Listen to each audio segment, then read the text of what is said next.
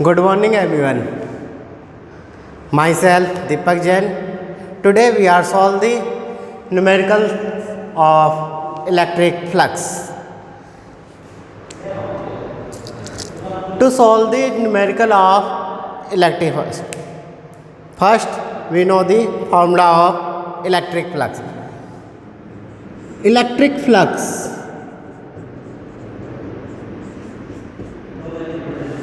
phi is equal to surface integral of E dot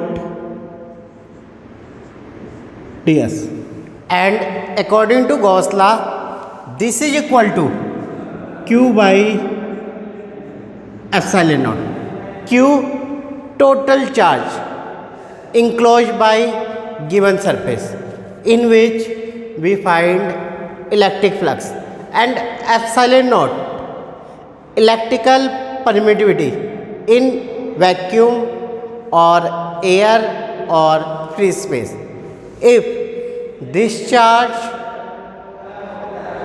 are arranged in a medium, then epsilon naught is replaced by epsilon. If we use the medium, then epsilon naught is replaced by epsilon, and epsilon is equal to k epsilon naught, where k is known as dielectric constant of a medium. उस particular medium का dielectric constant क्या होगा? k. तो epsilon not की जगह हम क्या use करेंगे? एप्सिलॉन. और एप्सिलॉन किसके इक्वल होगा? k epsilon naught. अगर हमें ये फार्मूला पता है तो हम इलेक्ट्रिक फ्लक्स के हर एक न्यूमेरिकल को सॉल्व कर सकते हैं. हमारा पहला क्वेश्चन है, हमारे पास जो फर्स्ट क्वेश्चन है वो दे रखा है कि S1 and S2 are two concentric sphere enclosing charge Q and 2Q. हमारे पास एक स्फीयर है जिसके इनसाइड चार्ज Q है एंड रेडियस R1. एक दूसरा स्फीयर है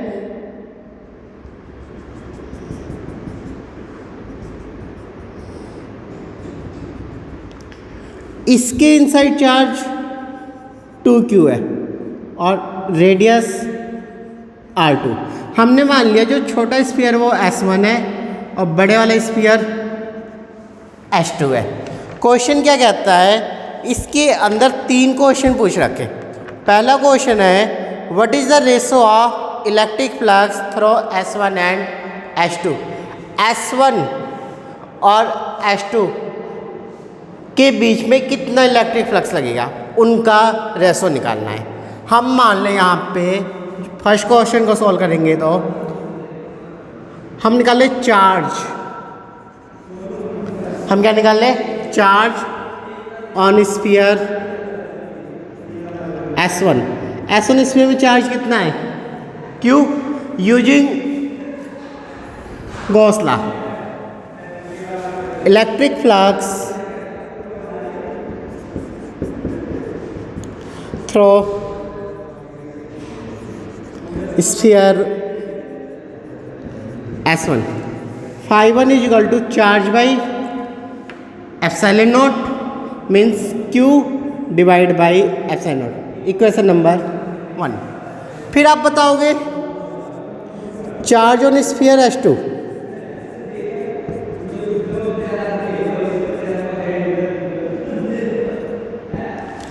S2 स्फीयर देखो ये कंप्लीट है, इसके अंदर टोटल चार्ज कितना है? 2Q तो ये है और Q ये है, तो टोटल चार्ज कितना आएगा यहाँ पे? Q plus 2Q is equal to 3Q. ये चीज़ सबसे इम्पोर्टेंट ध्यान रखनी है. हम 2Q यूज नहीं करेंगे, 2Q प्लस Q. हमें टोटल चार्ज चाहिए. टोटल चार्ज हमारे पास हो जाएगा 3Q. So electric flux through sphere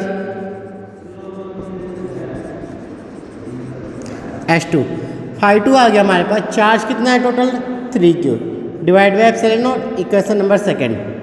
so φ1 divide by φ2। हमें दोनों फ्लक्स का रेशो निकालना है, means φ1 divide by φ2।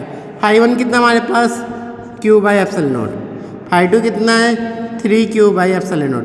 q by epsilon not से q by epsilon not cancel हो गया, हमारे पास आंसर कितना आ गया 1/3। इसके सेकंड पार्ट में क्या कहता है, इसका जो सेकंड पार्ट है उसके अंदर कह रहा है कि अगर हम पहले स्फीयर के इनसाइड एयर की जगह हम किसी मीडियम को रख दें, जो फर्स्ट स्फीयर है इसके इनसाइड एयर की जगह हम किसी मीडियम को रख दें, जिस मीडियम का डाइलेक्ट्रिक कांस्टेंट कितना है K।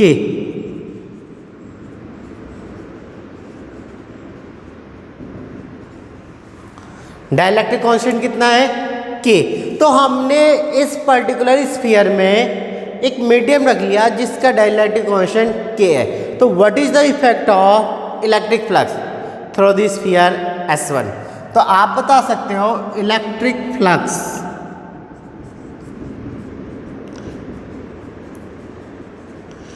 Through the sphere S1। तो φ1 डैश लिख ले इसे, ये सिंपल φ1 यूज किया q बाई एप्सिलॉन नॉट। अब यहाँ पे मीडियम आ गया, तो मीडियम की जगह एप्सिलॉन नॉट की जगह आप क्या यूज करोगे एप्सिलॉन, और एप्सिलॉन को आप रिप्लेस कर दोगे। एप्सिलॉन किसके को रहेगा q into k into epsilon nought, means φ1 dash आ गया 1/k इंटू में q by epsilon nought, means φ1 dash is equal to 1/k into में φ1।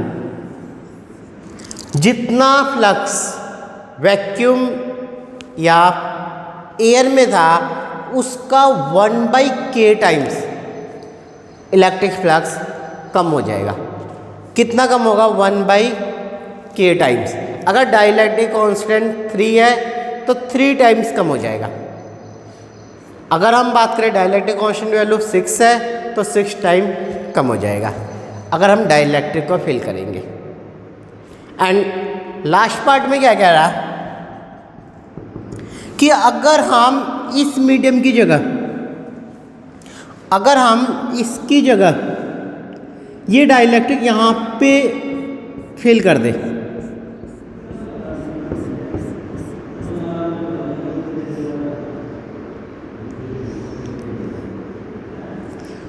ध्यान से देखना, इस सरफेस की जगह हमने H2 के अंदर एक डाइलेक्ट्रिक मीडियम रख दिया जिसका डाइलेक्ट्रिक कांस्टेंट कितना है K।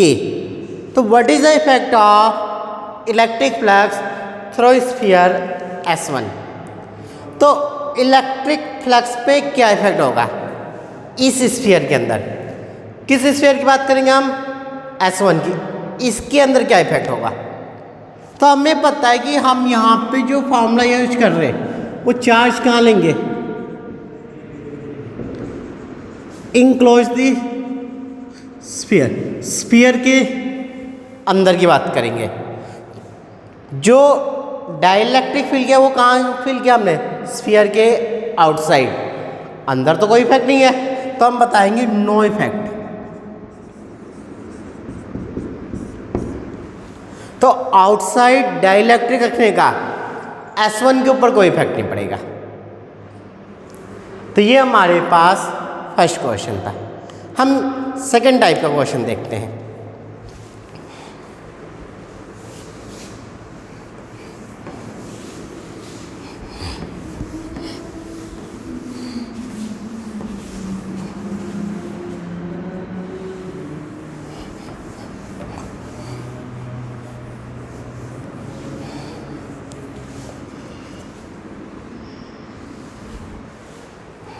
हमारे पास जो सेकंड क्वेश्चन है वो ये कह रहा कि हमारे पास एक सरफेस एलिमेंट है ds, सेकेंड क्वेश्चन में हम एक सिंपल सा क्वेश्चन करते हैं। हमारे पास एक सरफेस एलिमेंट है ds जिसकी वैल्यू है 5 i cap. i cap means x axis, i cap means x axis, j cap means y axis और k cap means z axis. Plus होने वेक्टर में हमने पढ़ा था, तो यहाँ पे जो एरिया वेक्टर है वो किस एक्सिस में है? x एक्सिस में। कितने यूनिट? 5 यूनिट। क्वेश्चन क्या कह रखा है कि surface element ds 5 i cap is placed in an electric field E। कहाँ पे प्लेस कर दिए? Electric field 4 i cap plus 4 j cap plus 4 k cap. Electric field कितना हमारे पास? 4 i cap plus 4 j cap plus 4 k cap. Question क्या कह रखा है? What is the electric flux emanating in the surface. इस सरफेस से कितना इलेक्ट्रिक फ्लक्स बाहर निकल रहा है? What is the electric flux emanating in this surface. तो हमें पता है इलेक्ट्रिक फ्लक्स क्या फॉर्मूला होता है इलेक्ट्रिक फ्लक्स का? E dot ds, electric field dot ds। Electric field कितना हमारे पास? 4 i cap plus 4 j cap plus 4 k cap और डॉट किसके साथ कर ले? 5 i कैप। अब यहाँ पे ध्यान रखना कि एक वेक्टर हमारे पास ये है, दूसरा वेक्टर ये है और इनके बीच में हमें डॉट प्रोडक्ट करनी है। डॉट प्रोडक्ट कैसे करते हैं? i का कंपोनेंट की i के कंपोनेंट के साथ मल्टीप्लाई करेंगे। यहाँ पे i का कंपोनेंट कितना है? 4, यहाँ पे 5। अब यहाँ पे j का कंपोनेंट कितना है? 4 और यहाँ पे j है नहीं है तो 0। यहाँ पे k का कंपोनेंट 4 और यहाँ पे 0। तो हमारे पास रिजल्ट आ गया 4 into 5 20 plus 0 plus 0। It means flux is equal to 20 units. Flux कितना आ गया? 20 यूनिट। तो हमें इस टाइप से न्यूमेरिकल को सॉल्व करना है। आया समझ में? इसी टाइप से एक और क्वेश्चन करते हैं। हमारे पास जो नेक्स्ट क्वेश्चन है सेम टाइप का, वो ये कह रहा है कि जो हमारे पास इलेक्ट्रिक फ्लक्स है, इसे रब कर दे।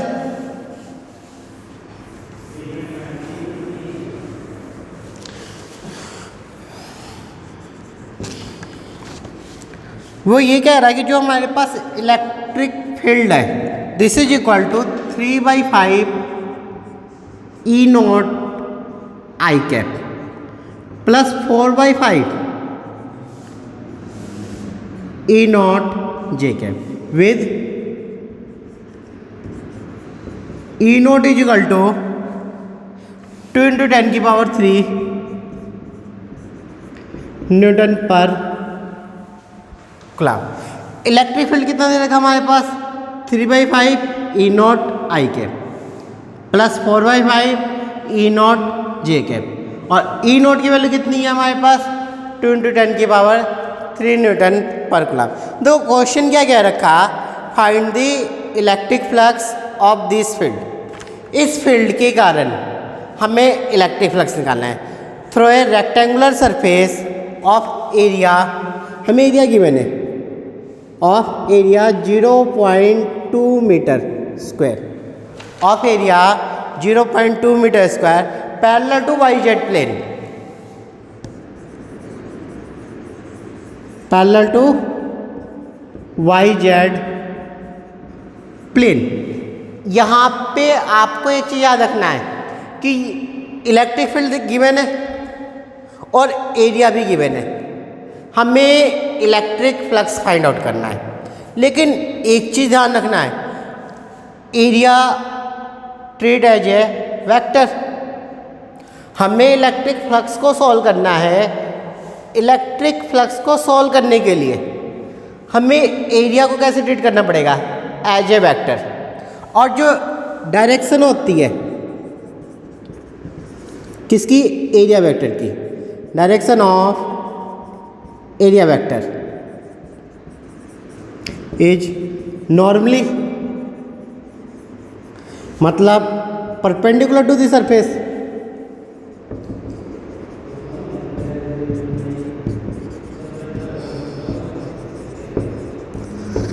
तो सरफेस के क्या होगी, परपेंडिकुलर होगी। अब हमें पता है कि एक ऐसा एरिया जो वाई जेड प्लेन के पैरेलल है। अब मान लो ये हमारे पास वाई जेड प्लेन है, ये वाई एक्सिस, ये जेड एक्सिस, तो ये वाई जेड प्लेन हो गया। तो इसके परपेंडिकुलर कौन सी एक्सिस होगी, एक्स एक्सिस होगी।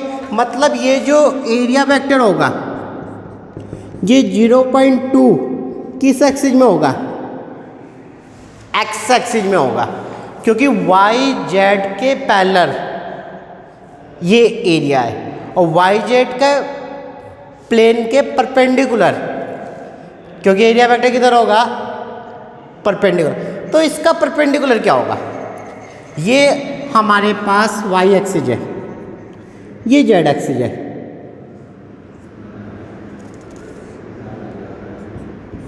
और ये इसका परपेंडिकुलर हो गया। तो ये कौन सा एक्सिस है, एक्स एक्सिस। वाई और जेड के पैरेलल ये कोई भी एक्सिस हो गया और इसका परपेंडिकुलर ये हो गया। तो जो एरिया वेक्टर होगा वो किधर होगा, एक्स एक्सिस में। इस क्वेश्चन के अंदर सबसे इम्पोर्टेंट केवल ये ध्यान रखना था। अगर आपको एरिया वेक्टर डायरेक्शन मिल गई तो हमारा ये क्वेश्चन बहुत ही आसान है। हमें फ्लक्स निकालना है। फ्लक्स अब हम सिंपल यूज करेंगे ई डॉट ए, या एरिया को डी एस से नोट कर लो, ई डॉट डी एस। आई की आई से मल्टीप्लाई कर लो, कितना जगह हमारे पास 3/5 ई नॉट इंटू में 0.2, और जे यहाँ पे 0 है तो ये फैक्टर 0 हो जाएगा। और ई नॉट की आप वैल्यू पुट कर लो, 3/5 इंटू में 2 इंटू 10 की पावर 3 इंटू में 0.2। एक पॉइंट से एक पावर कैंसिल हो जाएगी, तो 2 दूनी 4, 4 दिया 12, 12/5 इंटू में 100, ये काट दो, 5 दूनी 10, 12 दूनी 24, 240 न्यूटन मीटर स्क्वायर पर कूलम। तो ये हमारे पास फ्लक्स आ जाएगा। आसान है, केवल हमें यहाँ पे एरिया वेक्टर को ध्यान रखना है कि एरिया वेक्टर की डायरेक्शन किधर होगी। ऐसे एक और क्वेश्चन है हमारे पास,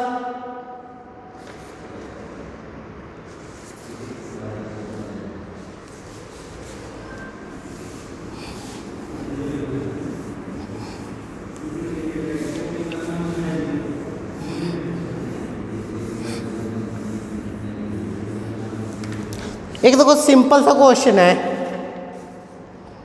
the total electric flux emanating from a close surface enclose an alpha particle. हमारे पास एक सरफेस है, इसमें से कितना इलेक्ट्रिक फ्लक्स बाहर निकलेगा। इसके अंदर हमने एक अल्फा पार्टिकल रख दिया, हमने इसके अंदर क्या रख दिया, एक अल्फा पार्टिकल। तो इस अल्फा पार्टिकल के कारण कितना इलेक्ट्रिक फ्लक्स होगा। तो हमें पता है using Gauss law, Gauss theorem, electric flux is equal to Q by epsilon naught. अब क्वेश्चन ये है कि अल्फा पार्टिकल होते क्या है और उसके ऊपर कितना चार्ज होता है। तो हमें अल्फा पार्टिकल के बारे में पता होना चाहिए। तो जो अल्फा पार्टिकल होते हैं, हम हीलियम न्यूक्लियाई को अल्फा पार्टिकल कहते हैं। हीलियम के न्यूक्लियस को हम क्या कहते हैं, अल्फा पार्टिकल। और हमें पता है कि हीलियम 2He4 होता है और इसके न्यूक्लियस के अंदर 2 प्रोटॉन और 2 न्यूट्रॉन होते हैं। तो हीलियम के न्यूक्लियस पे के अंदर क्या है, 2 प्रोटॉन और 2 न्यूट्रॉन। न्यूट्रॉन पे कोई चार्ज नहीं होता है। अब एक प्रोटॉन में चार्ज कितना होता है, E, तो 2 प्रोटॉन में चार्ज कितना होगा, 2E। हम निकाल सकते हैं charge on alpha particle, charge on alpha particle. तो अल्फा पार्टिकल के ऊपर कितना चार्ज हो गया, 2E, तो फ्लक्स कितना होगा, 2E divide by epsilon not. Physics के अंदर आप जितनी भी कैलकुलेशन करोगे, कैलकुलेशन बहुत आसान है मैक्सिमम क्वेश्चन के अंदर। केवल हमें उस क्वेश्चन का बेसिक कॉन्सेप्ट पता होना चाहिए। हमें ये पता होना चाहिए कि हमें जो दिया हुआ है उसके बारे में पता होना चाहिए और हमें फाइंड क्या करना है, उसका फॉर्मूला पता होना चाहिए। फार्मूले में वैल्यू को पुटअप करना है, सिंपली क्वेश्चन सॉल्व हो जाएगा। 1-2 क्वेश्चन और देखते हैं हम।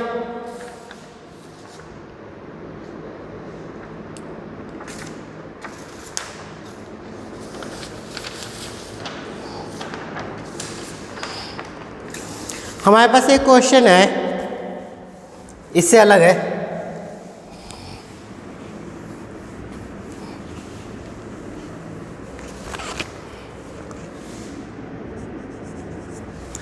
क्वेश्चन क्या है, charge Q is placed at A distance a/2। एक चार्ज हमने ले लिया Q, वो कितनी दूरी पे है, a/2। A charge Q is placed at A distance a/2 above the center of a horizontal square surface of edge A as shown in figure। एक हमारे पास सरफेस है, स्क्वायर है, और इससे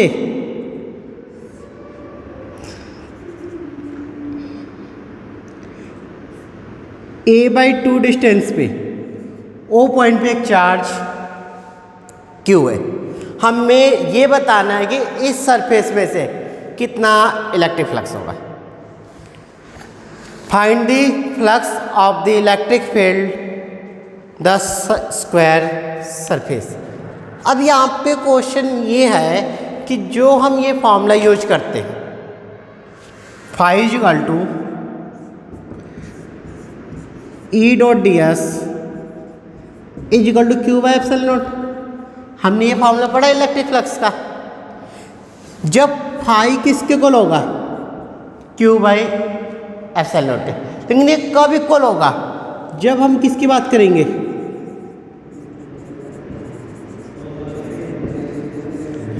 क्लोज सरफेस की बात करेंगे। हम किस चीज़ की बात करेंगे, क्लोज सरफेस की। लेकिन ये सरफेस तो क्लोज नहीं है, ये कुछ इस टाइप से है कि हमारे पास मान लो ये एक स्क्वायर है और इससे ये इस टाइप से हम यहाँ पे एक पॉइंट ले लिए और इस पॉइंट पे हमें फ्लक्स निकालना है। हमें इस पॉइंट पे चार्ज लिया Q और इसके कारण इस सरफेस पे फ्लक्स निकालना है। हमने यहाँ पे एक चार्ज लिया कितना, Q, और इसके कारण इस पूरे सरफेस पे फ्लक्स निकालना है। ये तो क्लोज नहीं है, इसको हम कैसे सॉल्व करेंगे, ध्यान से देखना। इसको सॉल्व करने के लिए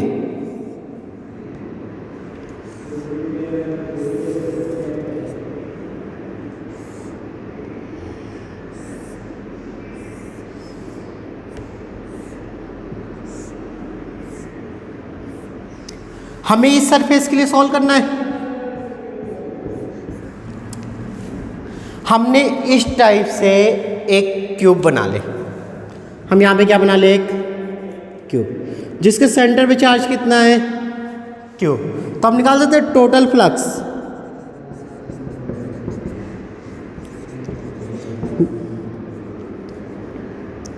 of the cube.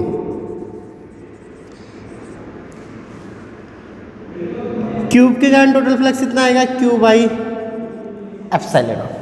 Total flux of the cube Q by epsilon. अब एक चीज़ याद रखना, जो क्यूब है उसके अंदर कितने फेस है, 1, इसके ऊपर ये 2, 3 4 और एक पीछे ये वाला 5 और एक ये आगे है ये पूरा 6। तो ये जो फ्लक्स आया ये कितने सरफेस के लिए आया? 6 सरफेस के लिए। कितना आया? Q by epsilon.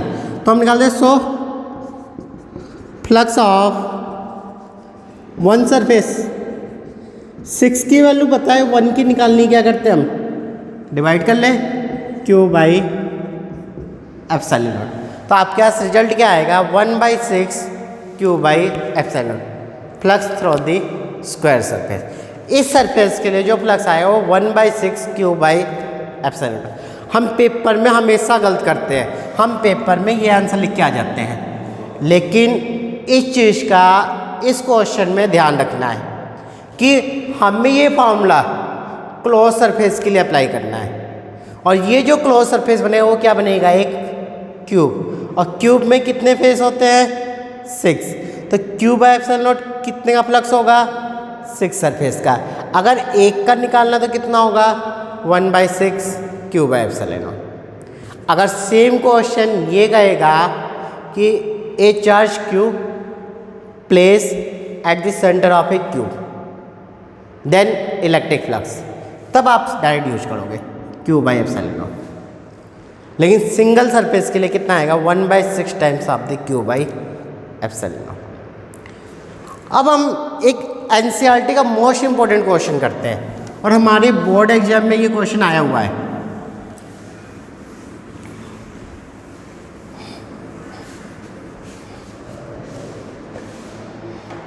हमारे पास क्वेश्चन है एक एनसीईआरटी का कि हमें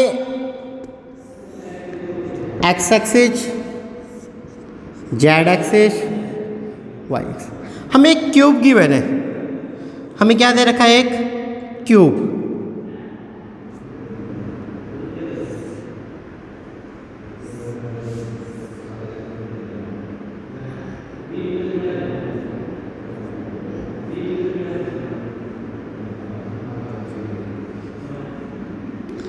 गिवन है क्यूब।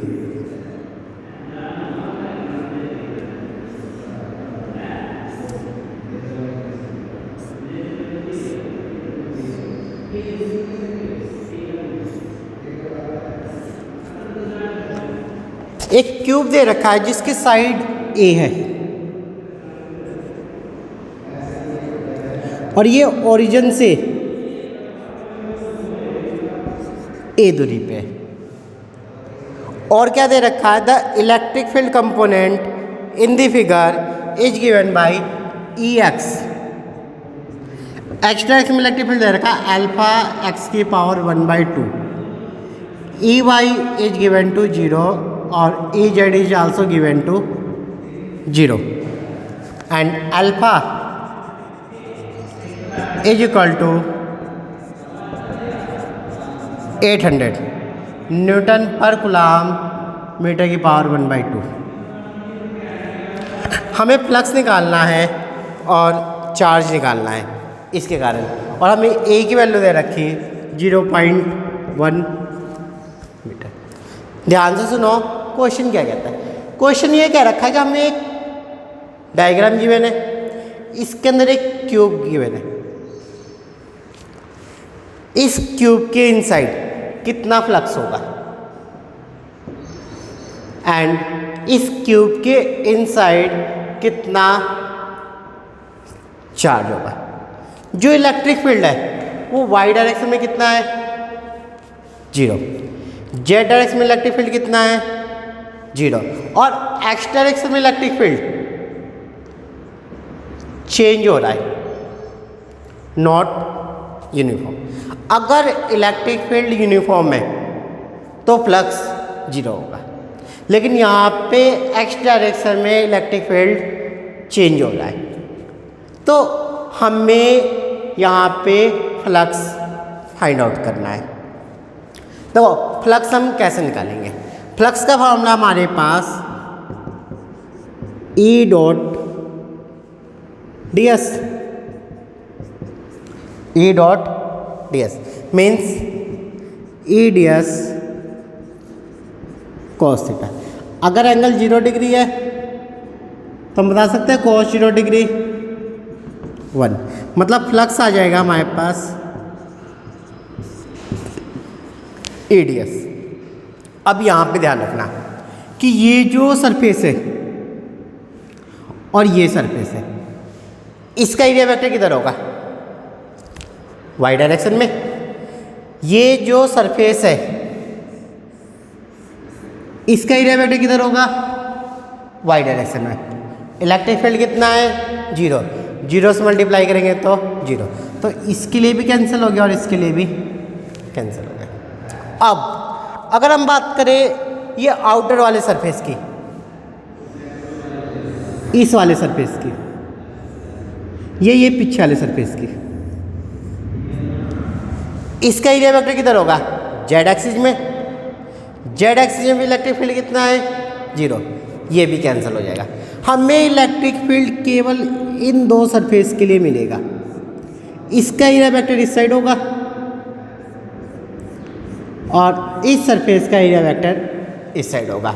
हम मान लें हमारे पास ये एक ऑब्जेक्ट है और इसमें इस सरफेस का हमने इसको इस टाइप से रख लिया। इस सरफेस का एरिया वेक्टर इधर होगा एक्स एक्सिस में और इस एक्स का एरिया वेक्टर इधर होगा। ये प्लस एक्स एक्सिस में होगा और ये माइनस एक्स एक्सिस में। तो इस सरफेस का जो एरिया वेक्टर होगा वो n1 कैप होगा माइनस एक्स एक्सिस और इसका एरिया वेक्टर होगा n2 cap plus x axis. और एक्स एक्सिस में इलेक्ट्रिक फील्ड कितना हमारे पास? Alpha into x square. तो हम निकाल सकते हैं, इसे हम मान लें फर्स्ट सरफेस और इसको मान लें सेकंड सरफेस। तो हम निकाल लें इलेक्ट्रिक फ्लक्स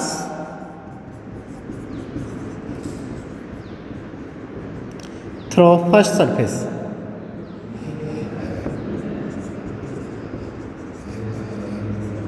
पहले सरफेस का इलेक्ट्रिक फील्ड कितना होगा? इलेक्ट्रिक फील्ड की डायरेक्शन इस साइड है, एरिया वेक्टर इस साइड है, एक दूसरे के अपोजिट है, तो साइन किसका आएगा? माइनस का। इलेक्ट्रिक फील्ड कितना है? अल्फा एक्स की पावर 1/2 और इनटू में एरिया वेक्टर कितना हमारे पास? Area A square. और ये जो सरफेस है ये ओरिजिन से कितनी दूरी पे है? ये जो सरफेस है ओरिजिन से कितनी दूरी पे है? ए। तो एक्स की वैल्यू क्या रखोगे यहाँ पे? ए। तो 5/1 आ गया माइनस अल्फा ए की पावर 1/2 इंटू में a square means minus alpha a की power 5/2। 1/2 plus 2 is equal to 5/2। इसी टाइप से आप इलेक्ट्रिक फ्लक्स निकाल सकते हैं थ्रू सेकेंड सरफेस।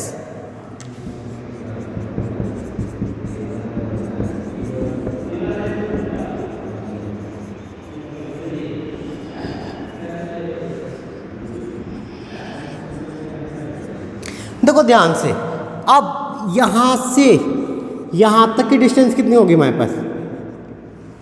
2a। यहां तक की डिस्टेंस कितनी है? a।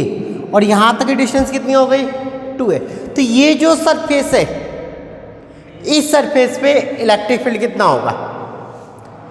अल्फा और एक्स की वैल्यू कितनी रखेंगे हम? 2a। और एरिया वेक्टर कितना होगा? a square. और इलेक्ट्रिक फील्ड और एरिया वेक्टर डायरेक्शन क्या है? सेम है।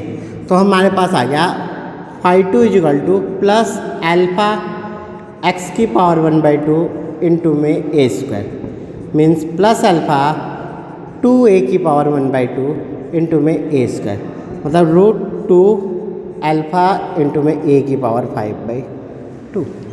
तो total amount of electric flux कितना होगा?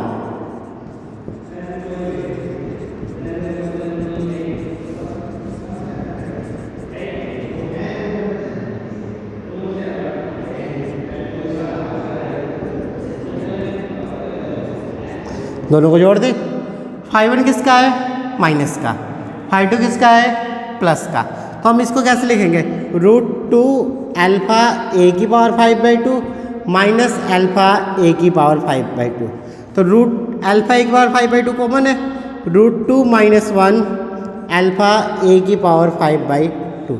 आप इसको सॉल्व कर लोगे अल्फा की वैल्यू गिवन है, ए की वैल्यू गिवन है, इसको आपको सॉल्व करना है।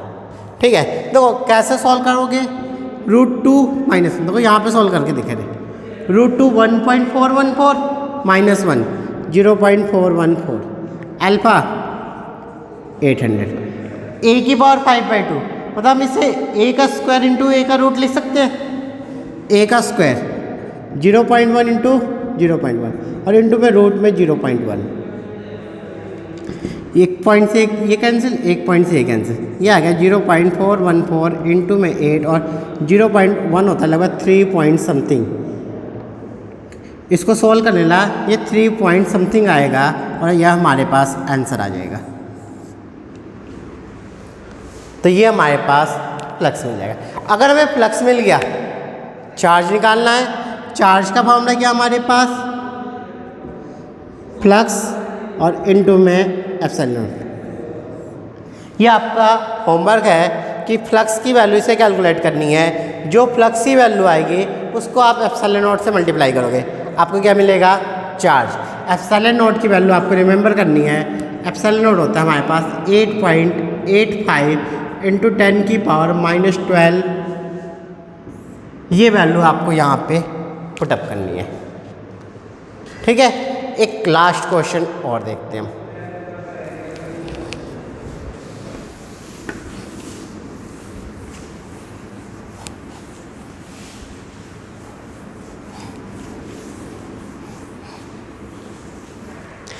हमारे एनसीईआरटी के ही बुक में एक और एग्जाम्पल, ये भी एग्जाम्पल मोस्ट इम्पोर्टेंट है, इसको मैं केवल आपको समझाऊंगा, इसकी कैलकुलेशन आपको खुद करनी है। हमारे पास एक सिलेंड्रिकल सरफेस दे रखा,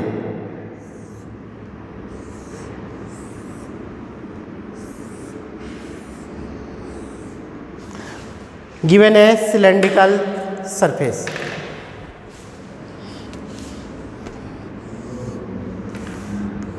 this is the x axis, y axis. ये क्या रखा कि ओरिजिन से यहाँ तक की डिस्टेंस है 10 सेंटीमीटर और ओरिजिन से यहाँ तक की डिस्टेंस है 10 सेंटीमीटर। ये हमारे क्वेश्चन में गिवन है and radius of the cylinder is 5 centimetre.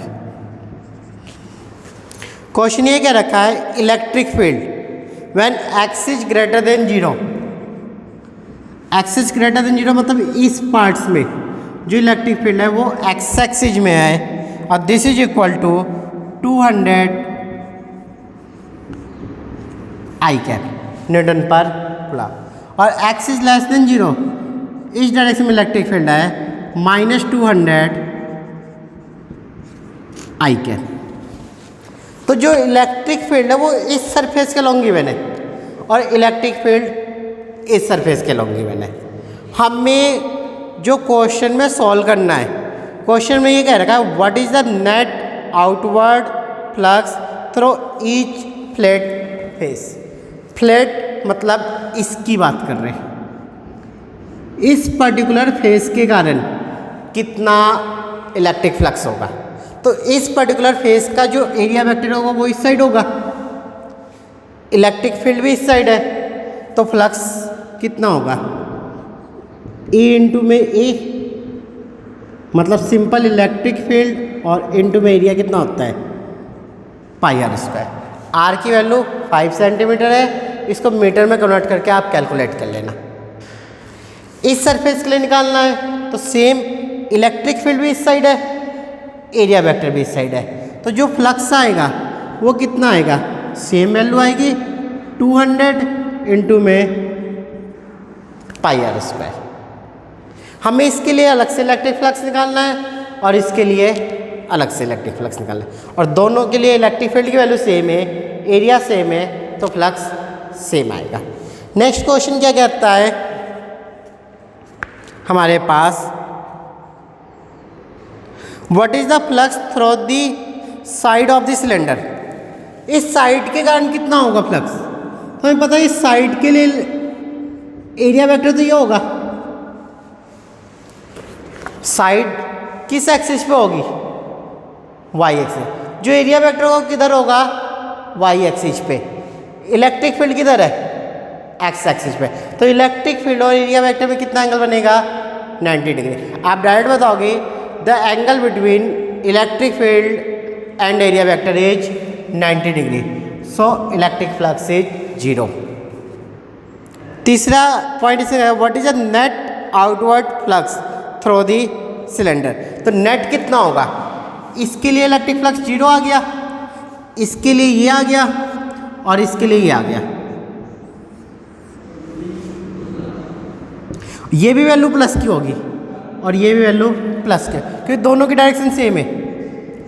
Area vector electric field दोनों की डायरेक्शन क्या है, सेम है, तो रिजल्ट प्लस का आएगा।